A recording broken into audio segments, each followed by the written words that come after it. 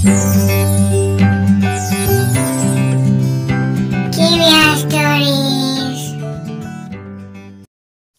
Friends, welcome to our channel. ఈ కథ ఏమిటో చూద్దామా?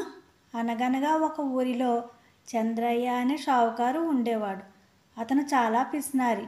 పేదవాళ్ళకి డబ్బులు ఇచ్చి ఎక్కువ వడ్డీలు వసూలు చేసి బాగా ఆస్తులు సంపాదిస్తాడు.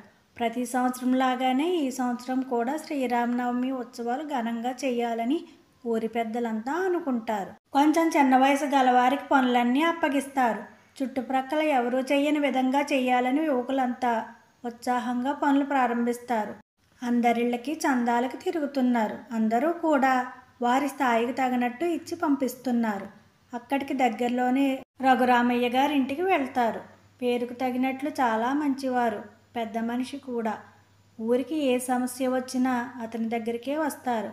అలాగే చందాలకు వచ్చిన వారికి భోజనాలు పెట్టి ఎక్కువగానే చందా ఇచ్చారు. తరువాత అక్కడి వారంతా అందరి దగ్గర తీసుకున్నాము, ఇక చంద్రయ్య దగ్గరికి వెళ్ళాలండి అని చెప్తారు.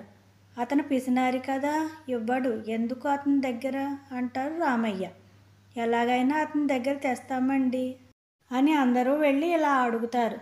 చంద్రయ్య గారు, అందరూ చందాలు ఇచ్చేశారండి, ఇక మీరే ఇవ్వాలి.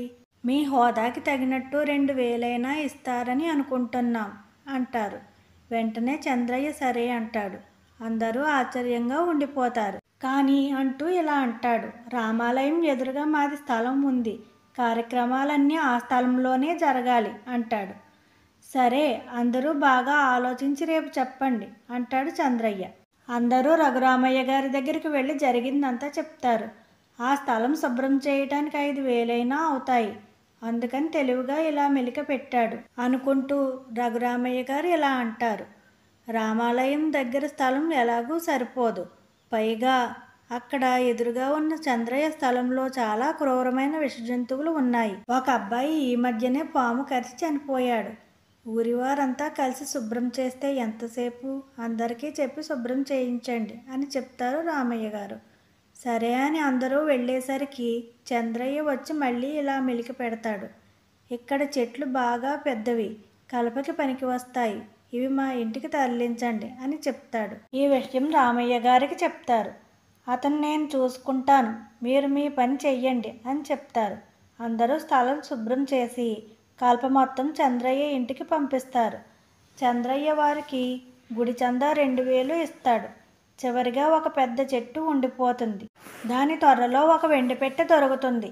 దాని గురించి అక్కడ వారంతా ఇది మాకు చెందుతుందని, చంద్రయ్య ఈ స్థలం నాది, ఈ పెట్టె నాకే చెందుతుంది అని గొడవ పడతారు. అంతలో రామయ్య గారు వస్తారు. ఏమిటి అని అడుగుతారు. జరిగిందంతా చెప్తారు. అప్పుడు రామయ్య గారు ఇలా అంటారు, ఈ వెండిపెట్టె చెట్టులో ఉంది, స్థలంలో కాదు, కాబట్టి ఇది వీళ్ళకే చెందుతుంది, లేదా వీళ్ళందరికీ కూలి డబ్బులు ఇచ్చి పెట్టెను తీసుకెళ్ళండి అంటారు.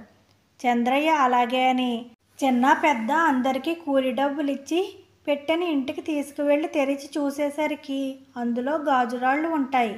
అప్పుడు చంద్రయ్య ఏడుస్తూ కూర్చుంటారు. అందరూ సంతోషంగా శ్రీరామనవమి వేడుకలు ఘనంగా చేస్తారు. చంద్రయ్యకు బుద్ధి చెప్పాలని ఈ పెట్టెను మాత్రం చెట్టు త్వరలో రామయ్య గారు పెడతారు.